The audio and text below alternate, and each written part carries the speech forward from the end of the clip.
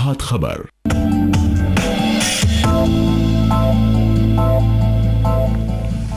Break नंतर आपलं पुन्हा एकदा स्वागत. आपण पुन्हा एकदा डॉक्टरांशी चर्चेला सुरुवात करूयात.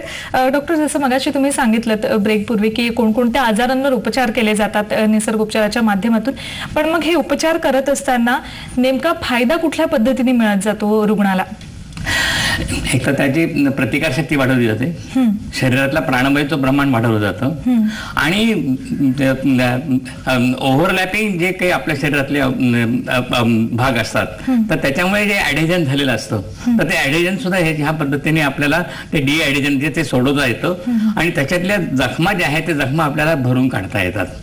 आणि ह्या पद्धतीने जे आहे ते अगदी म्हणजे स्तनाचा कॅन्सर आहे, नंतर अंडाशयाचा कॅन्सर आहे, गर्भाशयाचा कॅन्सर आहे, गर्भाशयाच्या मुखाचा कॅन्सर आहे, योनी मार्गाचा कॅन्सर आहे, पुरुषांच्या बाबतीमध्ये प्रोस्टेट कॅन्सर आहे, लंग कॅन्सर आहे, माउथ कॅन्सर आहे, नंतर हाडांचा कॅन्सर आहे, मेंदूचा कॅन्सर आहे, रक्ताचा कॅन्सर आहे. असे जे जे सगळे कॅन्सरचे वेगवेगळे प्रकार जे आहेत अगदी दुर्मिळ असे जे केसेस सापडतात आपल्याला कॅन्सरमधले, की लिव्हर कॅन्सर मधला एक विशिष्ट प्रकारचा कॅन्सर आहे की तो त्याला जगात उत्तर नाहीये, किंवा मानेच्या मुख्य नसेमध्ये जो कॅन्सर होतो त्याला कॉर्डोमा म्हणतात, तर तो अशा प्रकारचा जो दुर्मिळ कॅन्सर आहे तर त्याच्यावरती सुद्धा हे आपल्या उपचार पद्धतीने उपचार मी केलेले आहेत आणि ते यशस्वी झालेले आहेत. डॉक्टर, प्रत्येक गोष्टीला काही ना काही मर्यादा असतात, तसंच निसर्ग उपचाराला काही मर्यादा आहेत का? त्याच्या मर्यादा म्हणजे सांगतो ना की गोष्ट सगळ्यात जास्त म्हणजे सांगतो ना की जसं सांगतो ना की आपण क्रिकेट मॅच मध्ये बघतो की शेवटची ओव्हर राहिलेली आहे किंवा 5 चेंडू राहिलेले आहेत आणि आपल्याला 3 रन्स पाहिजेत आणि फक्त एकच आपल्याला बॅट्समन आपल्याला खेळायला शिल्लक आहे, तर ही जशी कसरत असते तर तशी कसरत ही उपचार तज्ञ आणि रुग्ण याच्यामध्ये चाललेली असते. तर शरीर त्याच्याकरता सांगतो ना की रुग्णाची पॉझिटिव्हिटी ही खूप महत्वाची आहे.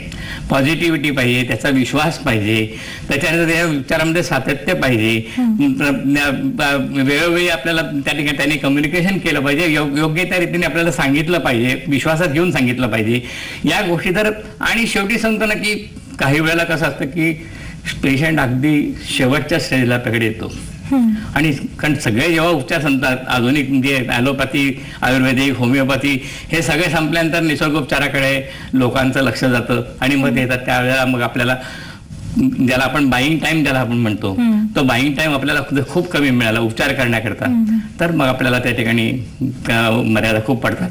किंवा आता याच्यामध्ये फुफ्फुसामध्ये अगदी कोलॅप्स होण्याची वेळ येते, त्या ठिकाणी पाणी झालेलं असतं, लिव्हरच्या कॅन्सरमध्ये किंवा पॅन्क्रिएटिक कॅन्सरमध्ये पोटामध्ये पाणी झालेलं असतं किंवा आणखी अन्य कारणांमुळे पाणी झालेलं असतं, किडनी फेल होऊन त्याच्यानंतर सांगतो युरिनेशन बंद झाल्यामुळे संबंध शरीरामध्ये वॉटर रिटेन्शन वाढतं.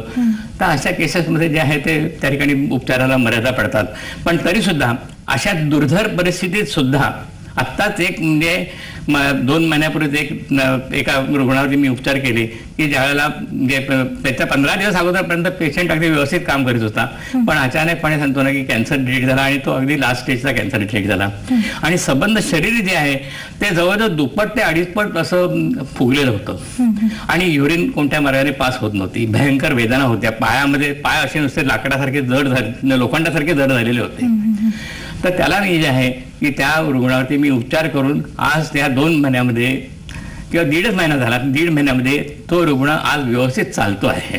म्हणजे निसर्ग उपचार हा खरं तर कॅन्सर रुग्णांसाठी खूप आवश्यक आणि चांगला उपचार आहे असं म्हणावं लागेल. डॉक्टर, ब्रेकची वेळ झालेली, एक ब्रेक घेऊन पुन्हा ही चर्चा अशी सुरू ठेवूयात. एक छोटासा ब्रेक घेतोय आणि ब्रेक नंतर ही चर्चा पुन्हा अशी सुरू राहणार आहे. पाहत रहा हितगुज.